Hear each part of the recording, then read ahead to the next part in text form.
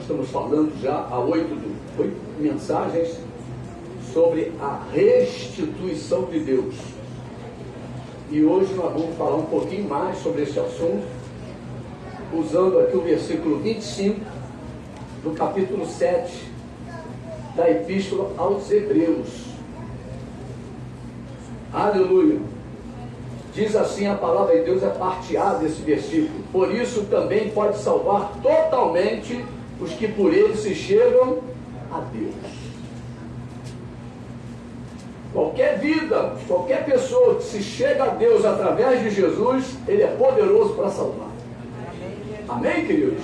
Amém. Então é isso que nós vamos falar nesta noite, e eu creio que Deus vai nos dar o entendimento, que o Espírito do Senhor venha fluir neste lugar de uma forma muito especial nessa noite, em nome de Jesus. Por isso também pode salvar totalmente os que por ele se chegam a Deus. Amém. Amados, hoje nós vamos ver o exemplo de duas pessoas que se chegaram a Jesus em situações completamente diferentes. Um era o ladrão da cruz e o outro era o cego, o mendigo Bartimeu. O primeiro, a tradição o identifica como sendo Dimas. O segundo, o próprio Evangelho o identifica como sendo Bartimeu. A história dos dois tem o mesmo final. Os dois recebem a salvação e seguem Jesus. Todos dois têm o mesmo final. O primeiro direto para a glória, e o segundo para andar nesta terra frutificando para Deus. Você pode falar para o teu irmão: você que está nesta terra, precisamos frutificar para Deus. Aleluia. Então, nós temos duas vidas. Um era o ladrão da cruz, que imediatamente seguiu Jesus para o paraíso.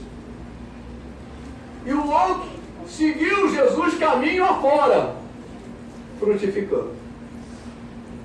Nós vamos analisar essas duas histórias.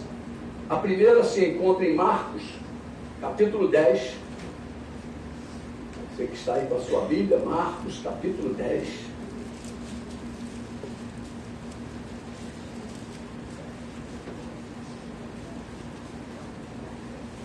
Vamos andar cronologicamente, tá? Por isso é que nós vamos em Marcos 10, 46. Diz assim a palavra de Deus: e foram para Jericó. Todos acharam? Amém? Aleluia. E foram para Jericó. Quando ele saía de Jericó, olha, Jesus estava determinado a ir para Jerusalém. Mas ele tinha que passar por Jericó. E agora ele estava deixando aquela cidade. Ele estava saindo de Jericó, como diz aqui o versículo 46. Quando ele saía de Jericó, juntamente com os discípulos e numerosa multidão, Bartimeu, cego, mendigo, filho de Timeu, estava sentado à beira do caminho. E ouvindo que era Jesus, o Nazareno, pôs-se a clamar: Jesus, filho de Davi, tem compaixão de mim. E muitos o repreendiam para que se calasse. Mas ele cada vez gritava mais: Filho de Davi, tem misericórdia de mim.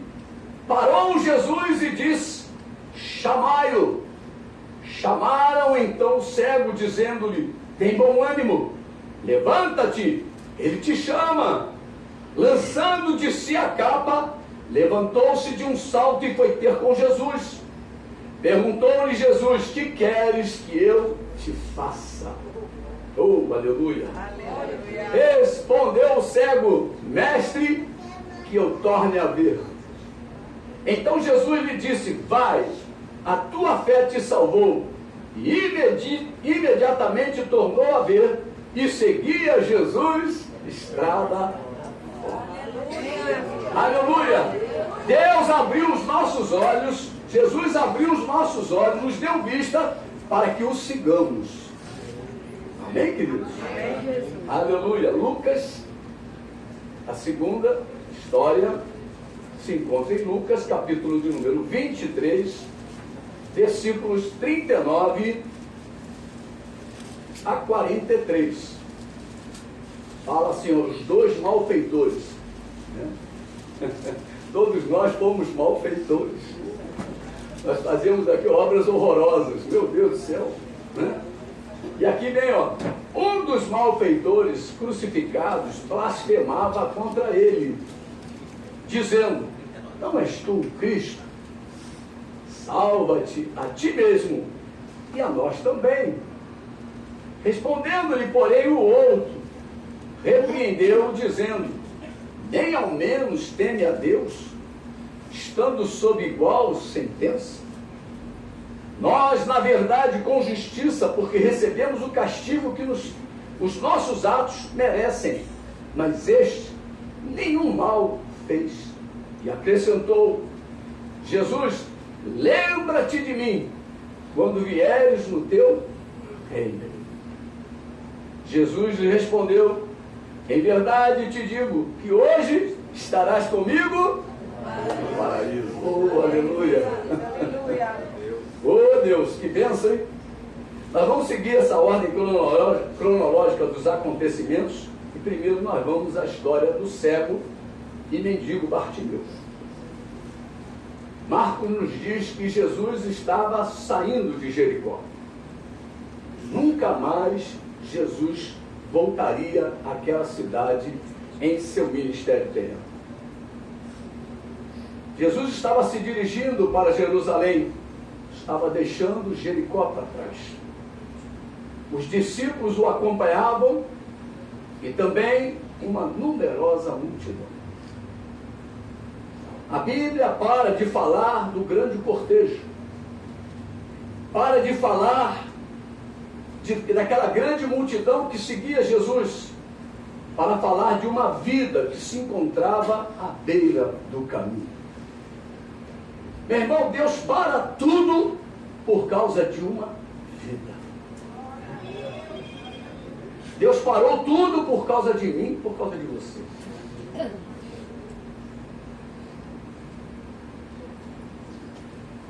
A Bíblia para de falar do grande cortejo para falar agora de uma vida que se encontrava à beira do caminho. Aquele homem chamado Bartimeu, que se encontrava à beira daquele caminho. O Senhor Jesus, ensinando aos seus discípulos a respeito da sua promessa de voltar e nos levar para vivermos com Ele para sempre, faz uma afirmação que nos leva a meditar profundamente a respeito da nossa vida e da nossa salvação. Ele diz: eu sou o caminho, e a verdade e a vida. Ninguém vem ao Pai senão por mim.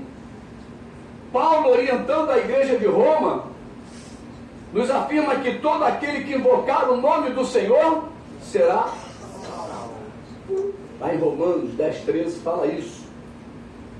E a primeira referência, João 14:6.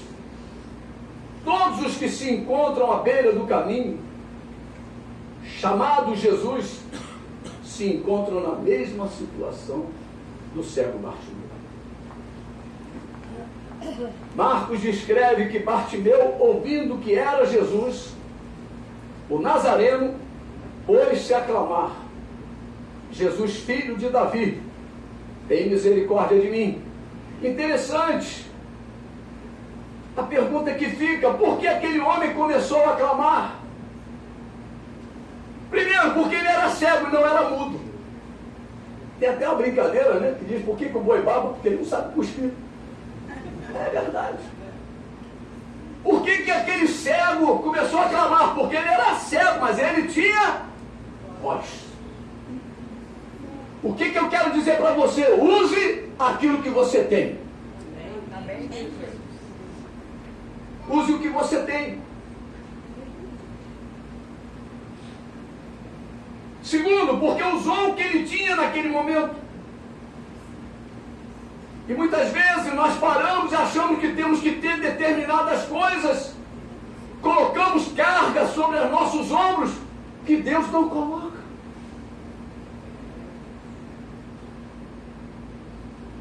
Em terceiro lugar, porque ele sabia quem era Jesus. Aquele homem conhecia a Torá. Aquele homem deve ter frequentado muito as sinagogas. Ele sabia que ele, Jesus, era o Messias prometido nas Escrituras. Esse é o segredo de frequentarmos a igreja. Você pode passar pelo dia difícil, mas você sabe quem é Jesus. Fala para o teu irmão, você pode passar por qualquer situação muito difícil na tua vida, mas você sabe quem é o Messias. Você sabe quem é o Senhor. Você sabe quem é o Salvador. Quem é o Libertador, como hoje foi louvado. Oh, Racaia, chão de Deus.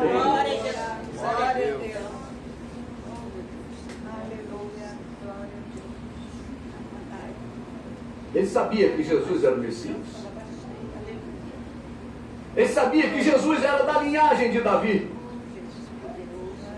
Ele tinha essas informações no seu coração. Porque ninguém podia fazer o que Jesus fazia. Se não tivesse Deus com ele.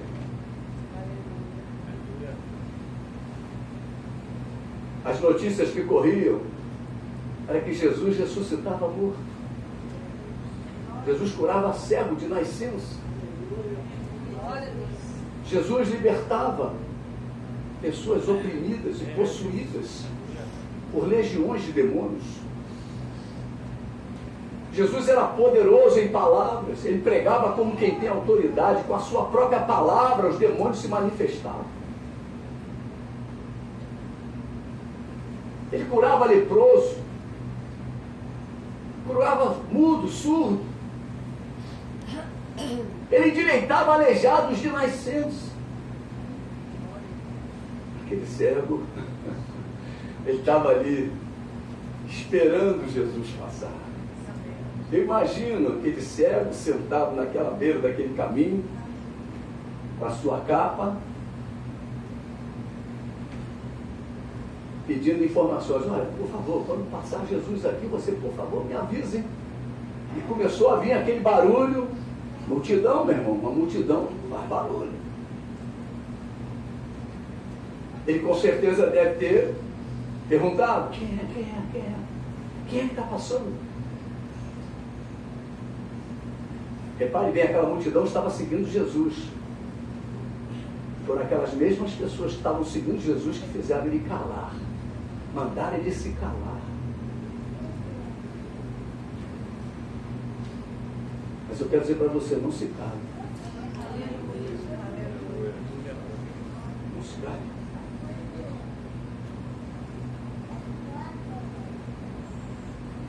Como é bom a gente frequentar a casa do Senhor. Nos momentos mais difíceis, o Espírito Santo nos lembrará de quem é Jesus. É ministério do Espírito Santo. Não é a tua boa memória, não. É o Espírito Santo.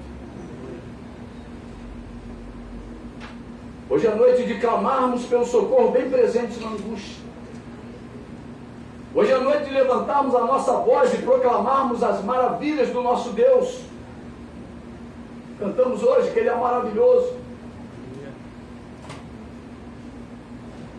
Bartimeu sabia que era a sua última chance.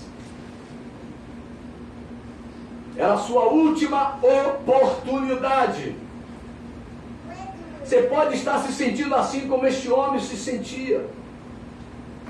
Mas Bartimeu abriu a sua boca e clamou profundamente. Foi um grito da sua alma. Você sabe que a tua alma tem poder de gritar, igreja? A Bíblia fala: porque estás abatido a minha alma. Espera em Deus, pois ainda foi um grito de esperança. Jesus, filho de Davi, tem misericórdia de mim. única pessoa que pode ter misericórdia é o Senhor. Ele é um modelo para a igreja. Nós temos que olhar para Ele, querendo ser iguais a Ele. Amados, muitos não conseguirão compreender a sua dor.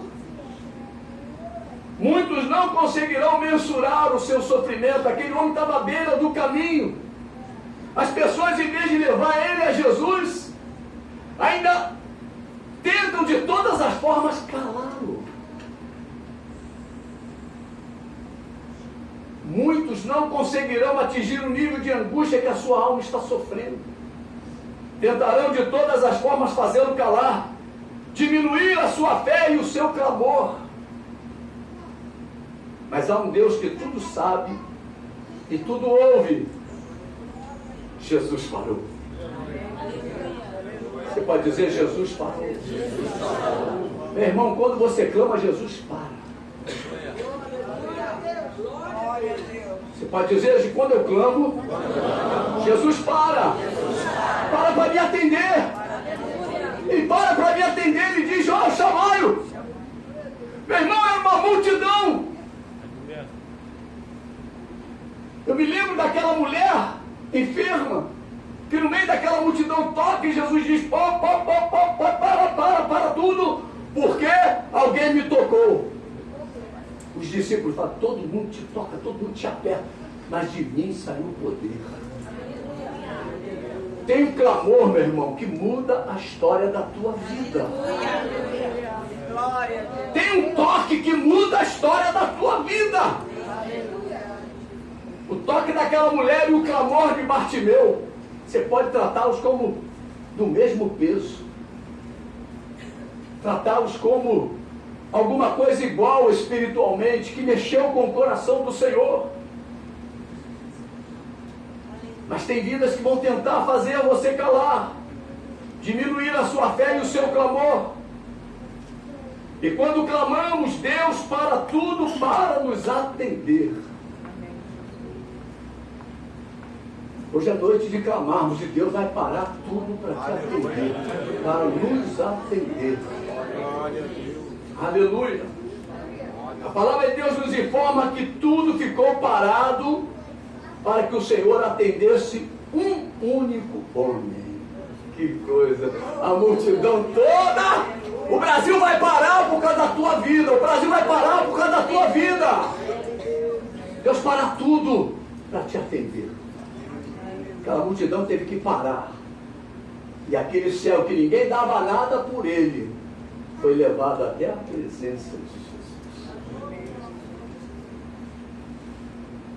Que coisa linda, né? O cortejo parou. A história parou. Meus irmãos estavam contando a história da saída de Jesus.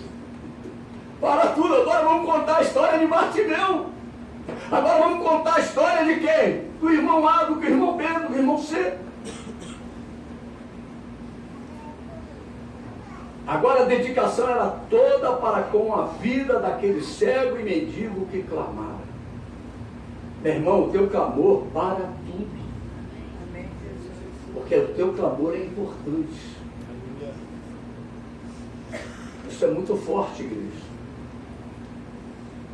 Porque muitas vezes nós engolimos o choro, engolimos o clamor e não deixamos ele sair.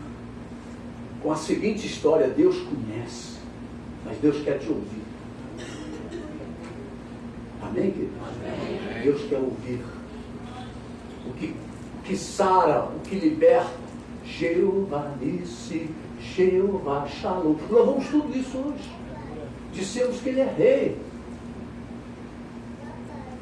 Da cruz, foi liberto porque reconheceu que Ele é rei.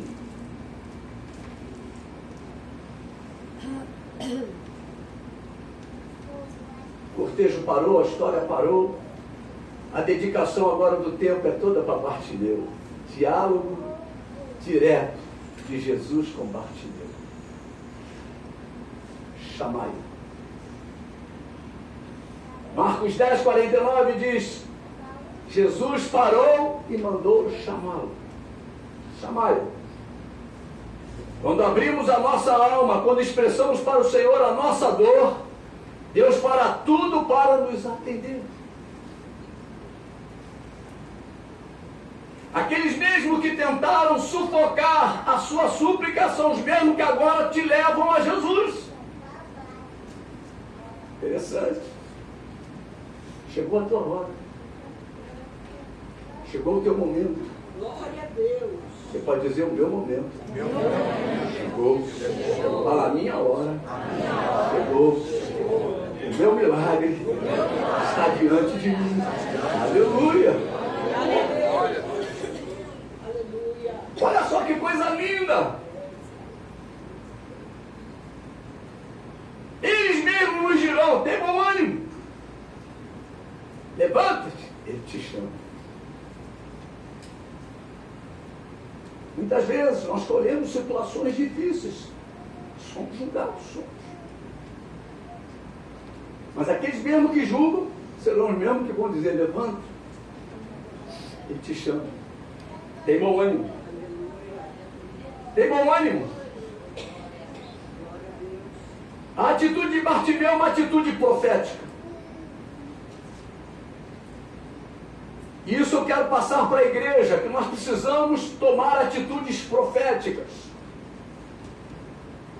Se Jesus chama ele, Jesus tem o poder de me dar uma nova vida. Você pode dizer: só Jesus pode me dar uma nova vida, pode me dar uma nova oportunidade. Bartimeu joga a capa fora. A Bíblia diz: lança a capa. Olha só. Lançando de si a capa, levantou-se de um salto e foi ter com Jesus. Ele sabia que agora a vida dele poderia ser mudada. Jesus tem poder para mudar a tua vida. Mas você precisa lançar fora a tua velha capa. A tua velha maneira de pensar. Você agora tem que pensar como Jesus pensa. Você tem que jogar fora a tua maneira de agir. Porque agora você tem que aprender a agir segundo o Senhor. Esses são os princípios de Deus nessa passagem. Profeticamente, Bartimeu entende que a vida dele vai mudar. Em 1988 eu entendi isso na minha vida. E profeticamente minha vida mudou. Porque eu assumi o que Deus tinha para mim. Por que Deus não muda a tua vida? Porque você não assume o que Deus tem para a tua vida. Você continua com a tua dureza de coração, com a tua cerviz dura, como aqueles que morreram no deserto. Nós precisamos aprender a sermos quebrantados, como Deus diz: ao quebrantado tudo é possível, meu irmão. Se eu me quebrantar, tudo conseguirei. Mas enquanto eu ficar de nariz empinado, o Flamengo hoje tomou de 4, né? Acho que foi 4 mínimo, não foi 4, estava 4. Quanto foi? Foi 4 mesmo? Por quê? Estava assim, meu irmão. A torcida do Flamengo estava achando: nós vamos lá e vamos bater de 5, de 6 de novo. Vai lá. Tomaram uma coça. O crente, quando empina o nariz, toma uma coça. Cai de 4. Então nós precisamos entender essa atitude profética de Bartimeu. Bartimeu estava querendo uma nova vida. A vida que ele estava era uma vida miserável, de mendigo. E ele de um salto: oh, Jesus. Eu me lembro da minha conversão. Meu irmão estava sentado no meio da igreja, aquela igreja grande pra caramba, era um cinema grande. Eu estava sentado ali junto com meu irmão, minha cunhada, minha esposa, meus filhos. A palavra foi lançada e aquela palavra veio rasgando o meu peito. Aquela espada entrou, rasgou meu peito. Eu de um salto, eu corri no apelo. Quando o pastor falou, começou a falar: quem quisesse, eu falei: eu quero. Eu joguei fora a minha capa, saí correndo lá para frente e fui lá na presença de Deus entregar a minha vida. Tudo ficou para trás. Deixei tudo para trás. Tudo que eu gostava, eu deixei para trás.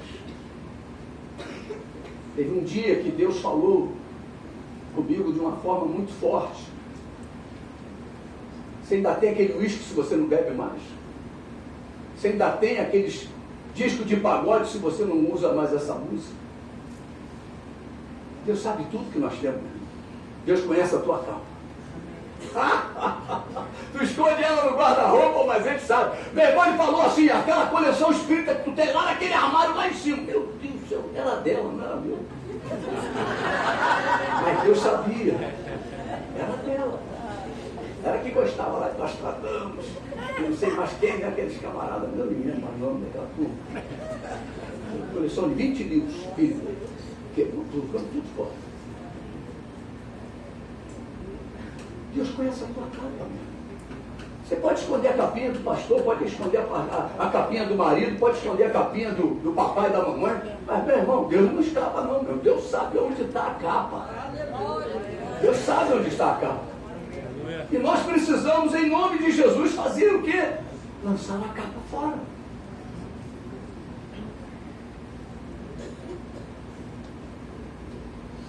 Não podemos mais ser os mesmos depois que Jesus nos chama. Jesus já te chamou? Jesus já te chamou? Amém. Não seja mais o mesmo. Aleluia. Mude a tua vida. Mude a tua conduta. Muda a tua maneira de pensar. Muda a tua maneira de agir. Muda a tua maneira de sentir. Aleluia. Muda. É mudança, nova vida. Deus propõe uma nova vida. Nós não podemos mais ficar na velha vida. Deus te transportou do império das trevas para o reino do Filho do seu amor. Deus te tirou das trevas e te levou para a luz. Nós temos que aprender a viver como filhos da luz.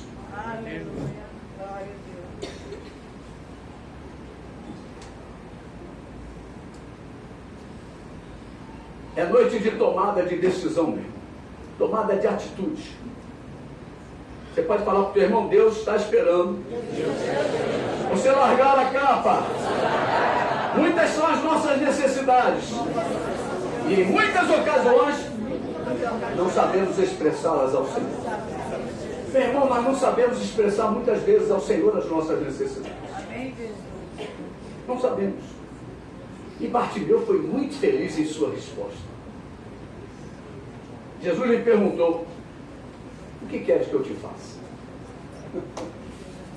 Eu acho que muitos, né, crentes carnudos, né, irão pedir, Senhor, uma pena na barra, uma casa de campo, um carro zero. Meu irmão, pede alguma coisa que vai te ajudar na tua caminhada nova. Bartimeu pede uma coisa tremenda. Eu quero voltar a ver.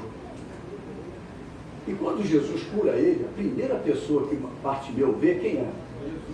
Jesus. Você imagina? Para que Deus abriu os teus olhos? Para que você veja a glória dele? Então Deus abriu os nossos olhos para que nós vejamos a glória dele. E quem é a glória de Deus? Jesus. Aleluia. O que queres que eu te faça? Bartimeu estava diante daquele que poderia fazer qualquer coisa. Que queres que eu te faça? Amados, peça sabedoria a Deus para aprender a pedir. Porque nós pedimos muitas coisas e não recebemos porque pedimos mal. Amém, queridos? Amém. Aleluia. Bartimeu queria ver. E a primeira coisa que Bartimeu vê é a pessoa de Jesus. E a Bíblia diz que nunca mais Bartimeu deixou Jesus. Aquele homem nunca mais se desviou do caminho. É o que a Bíblia diz. Seguia Jesus caminho.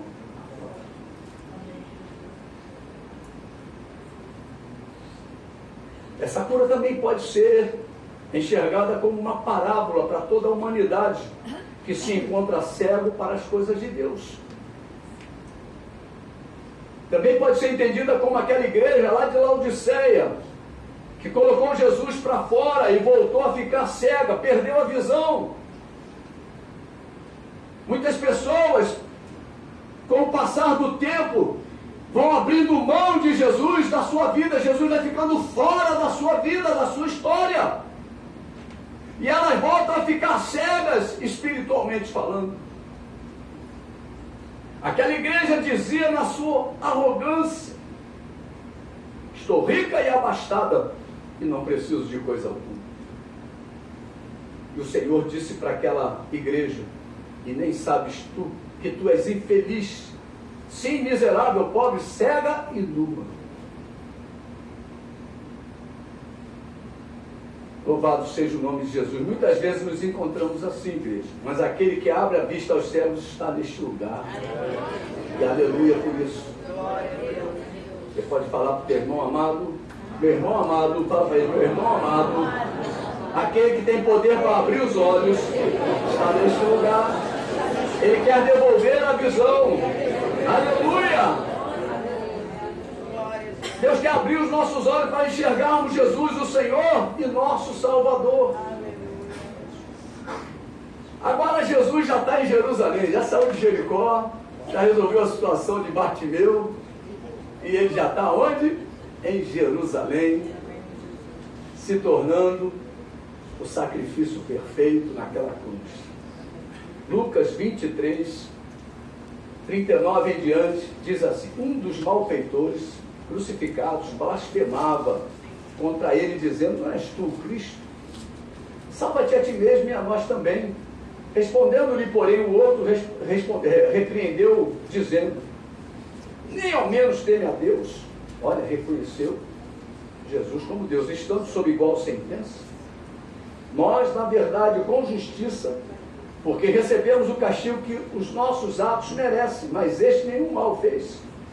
E acrescentou Jesus: lembra-te de mim quando vieres no teu reino. Olha, ele confessou Jesus sendo rei. E ele diz aqui, ó: Jesus respondeu: em verdade te digo que hoje estarás comigo no paraíso. O que vamos relatar agora é um dos exemplos mais notáveis de conversão repentina. Muitos acreditam que a conversão acontece com o passar do tempo. Isso é um erro, hein? É um erro que muitas igrejas conduzem. O sujeito aceita Jesus, confessa Jesus e agora dá com um curso de batismo. Só vai descer as águas, que é uma atitude de fé. Só vai descer as águas depois de completar um determinado curso. Porque só depois do curso é que é considerado convertido. Um ano, 6 meses, um mês, no mínimo uma semana para o pecador se converter em um santo. Convém a cada um de nós meditarmos nesse exemplo de salvação. O que representa uma conversão legítima, igreja? O que representa uma conversão legítima? Primeiro, é através da aceitação de Jesus como Senhor e Salvador. Então a pessoa precisa aceitar Jesus. O sujeito não nasce crente. Ele precisa tomar uma atitude na sua vida. Você que entrou por essas portas, você tem que tomar uma atitude de querer Jesus, de abrir os teus lábios e convidar Jesus a entrar na tua vida, porque Jesus está do lado de fora ainda da tua vida, porque você ainda não fez uma aliança com Ele. Você não tem direito aos benefícios da aliança ainda. E de que maneira eu faço isso? Confessando com meus lábios, com os nossos lábios. Segundo, ser batizado. E aí começa uma grande demanda, uma grande confusão com relação ao ladrão da cruz. Será que ele foi batizado ou não? Será que ele foi batizado ou não? Olha que coisa linda. Eu queria que você entendesse o que é o batismo. O que é ser batizado? Batismo fala de mergulho, ser envolvido, estar em Cristo. Estar em Cristo representa vivermos a nova vida proposta por Cristo. E o que é que aquele ladrão experimentou? Em primeiro lugar, aqueles que estão em Cristo, nova criatura é. Segundo aos Coríntios, capítulo 5. Segundo aos Coríntios, capítulo 5, versículo 17, fala isso. É um versículo muito conhecido da igreja. E assim, se alguém está em Cristo, é nova criatura. As coisas antigas passaram, eis que se fizeram novas. Eles experimentam, em segundo lugar, experimentam uma nova vida. Romanos, capítulo 6, que fala exatamente sobre o batismo. É a doutrina paulina sobre batismo. Fala aí no versículo de número 4. Fomos, pois, sepultados com ele na morte pelo batismo. Olha. Para que, como Cristo foi ressuscitado dentre os mortos pela glória do Pai, assim também andemos nós em novidade de vida. Em terceiro lugar, se estamos unidos com ele na semelhança da sua morte. Olha. Mais semelhante do que aquele ladrão não tinha. Certamente o seremos na semelhança da sua ressurreição. Versículo 5 diz: porque se formos unidos com ele na semelhança da sua morte, certamente o seremos também na semelhança da sua ressurreição. Em quarto lugar, o nosso velho homem foi crucificado com ele, para que o corpo do pecado seja destruído. Versículo 6. Sabendo isto, que foi crucificado com ele, o nosso velho homem, para que o corpo do pecado seja destruído e não sirvamos o pecado como escravo. Em quinto e último lugar, justificado dos nossos pecados. Versículo 7. Porquanto quem morreu está justificado do pecado. Estas são as bênçãos derivadas do batismo. E eu pergunto a você, você já foi batizado nas águas? Amém. Amém? Amém. Quem já foi, diga amém. Amém. Aleluia. Glória a Deus. Porque você é uma nova criatura. Porque você tem direito a experimentar esta nova vida proposta por Deus. Porque se estivermos unidos com ele na semelhança da sua morte, certamente o seremos também na semelhança da sua ressurreição. À volta de Jesus, os mortos em Cristo ressuscitarão e os vivos serão transformados. Aleluia! Porque o nosso velho homem foi crucificado com ele para que o corpo do pecado seja destruído. Então, espiritualmente falando, a nossa velha vida está crucificada com Cristo. O velho homem está crucificado com Cristo. Porque já fomos justificados por Deus através do sacrifício de Jesus Cristo. Aquele ladrão, momentos antes, estava escarnecendo de Jesus. Olha, quantos de nós já escarneceu de Jesus? Quantos de nós já escarneceu de Jesus? Lá em Marcos capítulo 15, olha só. Marcos capítulo 15,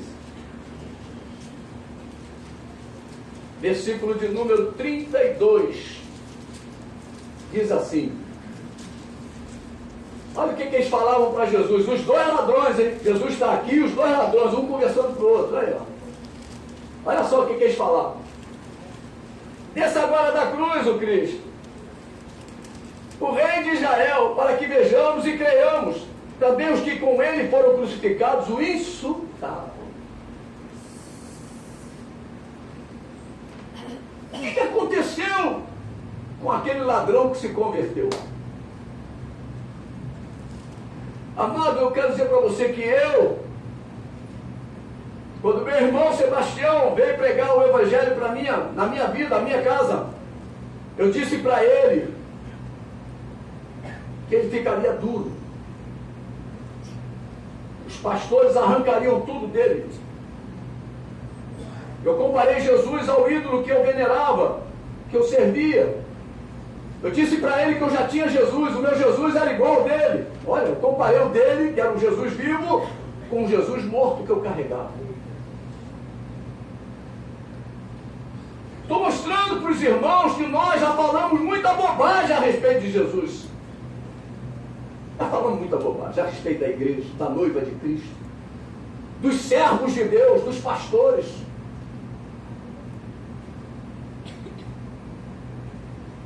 Eu já tenho Jesus, falava para ele. Mas chega a hora da verdade. E aquele ladrão estava na hora da verdade. Quanto tempo de vida mais ele tinha? Sei lá, algumas horas? Alguns minutos? Chega a hora da verdade. Você agora está diante do Senhor. Você está na casa de Deus, ouvindo a palavra do Senhor, e você tem que tomar uma decisão. Aquele ladrão estava ali diante do Senhor, ele tinha que tomar uma decisão. Mas o que ele vai levar o homem a tomar uma decisão? As atitudes de Jesus. Eles estavam escarnecendo de Jesus, estavam insultando Jesus, mas chega uma hora que para, a diferença surge. Jesus estava ali na cruz. Pai, perdoa. Oh, aleluia. Isso mexeu com ele. Ele começou a ver as atitudes de Jesus na cruz.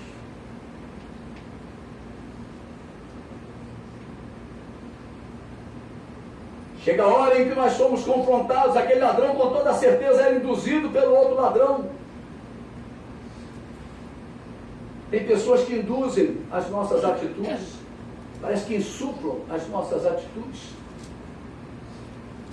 Mas chegou a hora da verdade. Meu irmão, no dia do arrebatamento não vai ter mais tempo. Mas ali havia um ritual para a crucificação. Havia um ritual para a crucificação. O sujeito estava demorando muito, quebravam as pernas para acelerar o processo. A crucificação era uma morte lenta. Então eles podiam ali pensar muito. 9 horas da manhã, 10 horas da manhã, 11 horas da manhã, meio-dia, 1 hora da tarde, 2 horas da tarde, 3 horas da tarde, meu irmão, o negócio ficou. Está na hora de Jesus morrer, tem que correr para pedir a ele, meu irmão. E aquele ladrão começa a ser exprimido no seu tempo. Lá em Deuteronômio fala que Deus propõe a morte e a vida, a bênção e a maldição. Capítulo 30, vamos lá no Deuteronômio 30, nós estamos com tempo. Deuteronômio capítulo 30. Versículo 15 diz: vê que propõe hoje a vida e o bem, a morte e o mal. Deus nos orienta a escolhermos a vida. Meu irmão, se você quiser uma cola de Deus nesta noite, Deus diz para você: escolha a vida. E quem é a vida? Jesus. Aleluia. Versículo de número 19 diz: os céus e a terra tomam hoje por testemunhas contra ti, que te propus a vida e a morte. A bênção e a maldição. Escolhe, pois, a vida, para que vivas tu e a tua descendência. Oh, aleluia. Por quê? Porque depois da morte segue-se o juízo. Tem pessoas que acham que vão morrer e a turma aqui de baixo vai acender uma vela, vai fazer uma prece, vai fazer um mantra, vai fazer qualquer coisa, um sacrifício qualquer e vai resolver o teu problema lá no além. Não vai não, meu. A Bíblia diz: após a morte segue-se o juízo. Aleluia. O outro ladrão dizia: não és o Cristo, salva-te a ti mesmo, e a nós também. O outro repreendia: nem ao menos teme a Deus, estando sob igual sentença. E acontece o que Deus quer ouvir da boca de todo homem. Não importa se é ladrão, se é corrupto, se é político, se é bandido, se é traficante, o que o cara é, não importa. O que Deus quer ouvir: nós, na verdade, com justiça, porque recebemos o castigo que os nossos atos merecem. Mas este nenhum mal fez. E acrescentou Jesus: lembra-te de mim quando vieres no teu reino. Meu Deus. Esta declaração do ladrão da cruz rendeu a ele uma resposta enfática do Senhor Jesus: em verdade te digo que hoje estarás comigo no paraíso. Porque o que aconteceu? Ele abriu a boca e confessou Jesus como Rei e Senhor. Ele creu. que Jesus era Deus. Essa é a nossa confissão, a confissão da igreja. É a rocha que Deus colocou para que você possa pisar, se apoiar a tua fé. E qual é a fé da igreja? Que Jesus Cristo é o Filho de Deus, o único que tem poder para perdoar pecados. Aquele que veio para nos apresentar a Deus.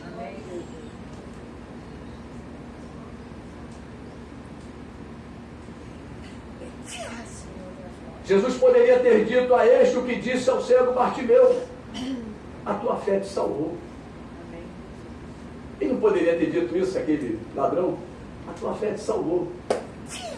Mas não ficaria tão claro para a igreja no dia de hoje. Jesus estava dizendo: olha, isso que você falou abriu a porta do céu para a tua vida. Você não terá amanhã. O amanhã para você acabou. É o hoje, é agora. Você não tem domínio sobre a tua vida. Você está crucificado com Cristo. Você está agora na mesma condição de juízo sobre a tua vida. Mas ele recebe de Jesus a seguinte mensagem: hoje, mas a vida não acabou. Estarás comigo no paraíso. Que coisa tremenda! O que é que eu vejo de interessante nesses dois grandiosos milagres do Senhor Jesus na vida tanto de Bartimeu como do ladrão da cruz? É que não teriam uma segunda chance. Jesus estava saindo de Jericó e Jesus agora seria recebido na glória. Oh, aleluia! Não teria mais a chance. O cego se encontrava no caminho que as pessoas usavam para sair de Jericó. E Jesus nunca mais passaria por Jericó. Era pegar ou largar. Você pode falar para o teu irmão: é pegar ou largar. Aleluia. Era clamar aquele que tudo pode ou ficar cego para o resto da vida. O ladrão estava debaixo da mesma sentença de Jesus, estava morrendo. Não teria outra oportunidade. Era pegar ou largar. Ou era vida ou era morte. Ou era bênção ou era maldição. Assim está acontecendo nos dias de hoje, igreja. Muitos chegam para ouvir, mas não tomam posição. Jesus está às portas. Jesus virá buscar a sua igreja, buscar aqueles que entraram em aliança com Deus através de Jesus Cristo. Não deixe passar a oportunidade. Agarre-se à vida e largue o poder da morte. Jesus está passando nesta noite por este lugar e pode ser que ele nunca mais volte a este lugar. Como eu sempre tenho dito, o amanhã é uma ilusão. Com Deus é o hoje e agora. Hoje à noite pode acontecer o arrebatamento da igreja. E a sua decisão não mais estará nas tuas mãos, nos teus domínios. A Bíblia declara que ele virá como um ladrão. Isso quer dizer sem aviso. A única coisa que ele nos deixou sobre este assunto está descrito na sua palavra: observarmos os sinais. O único domínio que a igreja tem sobre este assunto é a observação dos sinais. Que sinais nós podemos observar? Em primeiro lugar, observarmos os sinais no mundo. E quais são os sinais que Deus manda nós observarmos no mundo? A ciência e a tecnologia. A natureza. E nas características dos homens destes dias. Essa é a característica do mundo. O mundo vai dar sinais da volta do Senhor. E qual é o sinal, por exemplo, da volta do Senhor? A ciência se multiplicará. Hoje nós estamos vivendo momentos da ciência fazendo proezas. tremendas. E na natureza, a Bíblia fala de terremotos, tufões, fogo. Meu Deus do céu, o juízo de Deus sobre a natureza. E a característica dos homens está lá em Timóteo, 1 Timóteo capítulo 3. Vamos lá rapidinho.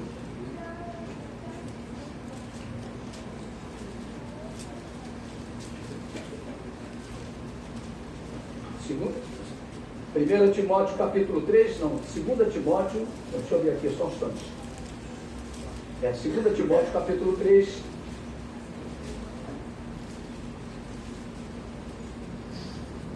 Sabe, porém, isto: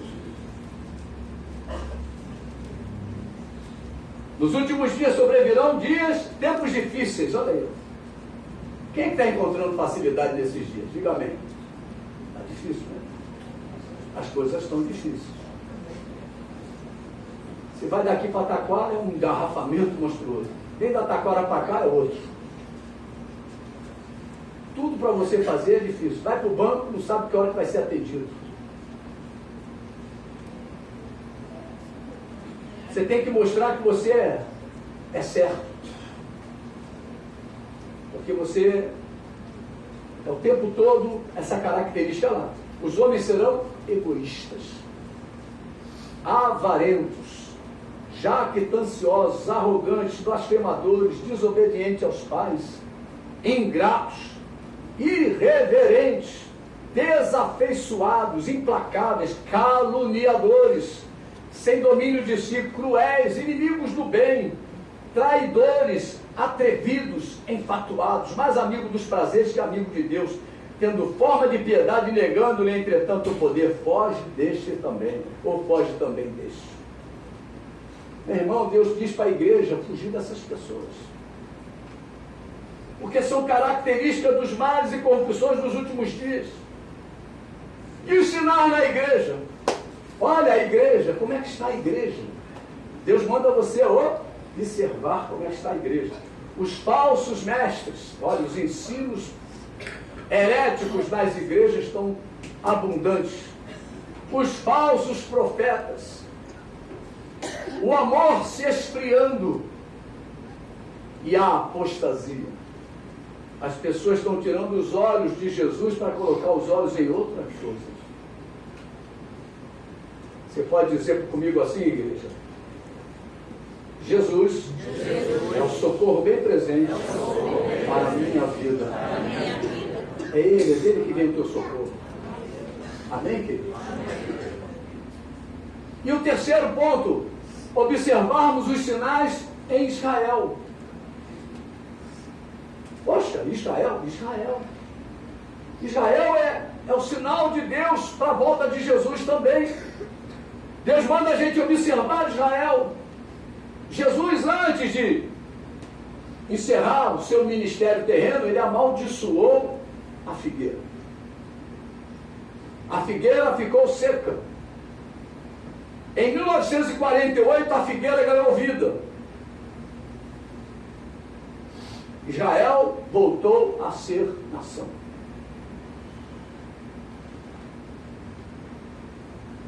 Agora vem um tempo em que a Bíblia chama de uma geração. 60 anos não é mais. 70 anos também já não é mais. Então a de 80 anos é a geração que nós estamos esperando a volta de Jesus. Havendo vigor, vai até os 80, diz o salmista. Então nós precisamos nos lembrar que é a profecia.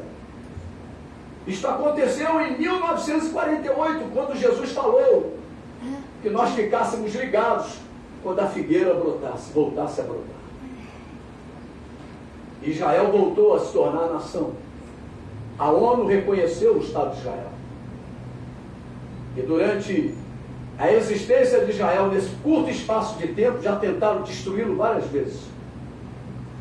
Várias vezes. Os árabes se uniram para destruir Israel. Existem frases do mundo árabe contra Israel. Não reconhecer Israel, destruir Israel. E tem um terceiro que agora me faltou a memória, mas eu vou me lembrar já já, a respeito de Israel.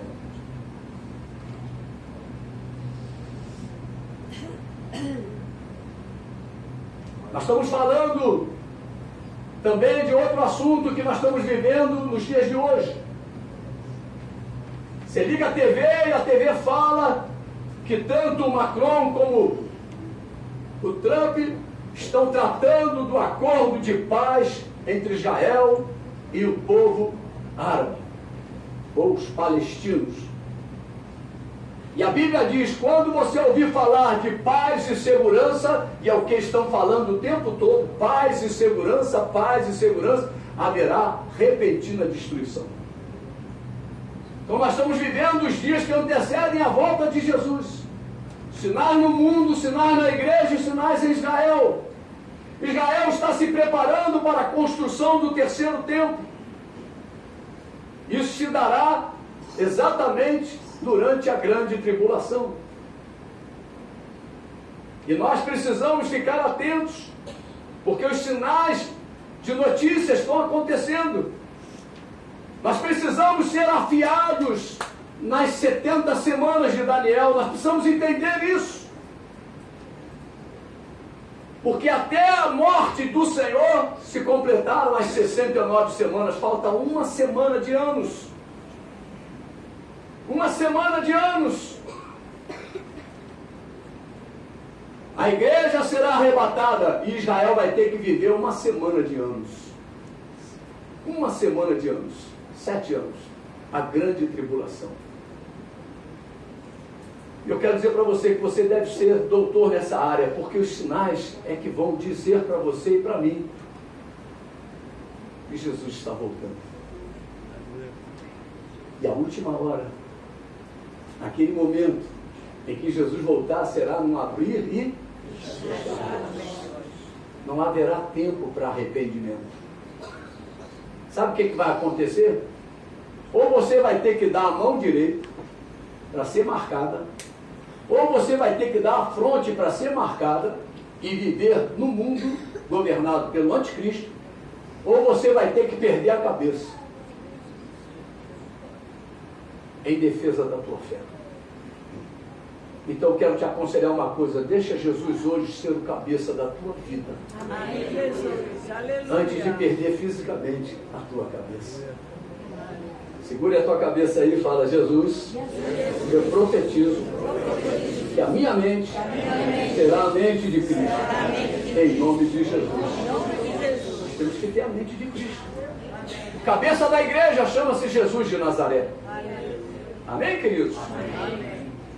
Bartimeu sabia quem era Jesus e sabia que a única chance, a única oportunidade seria aquela. Ele vai passar por aqui. Você veio a essa igreja, você veio a esse lugar, porque você sabe que aqui fala-se a palavra. Que aqui Jesus está presente.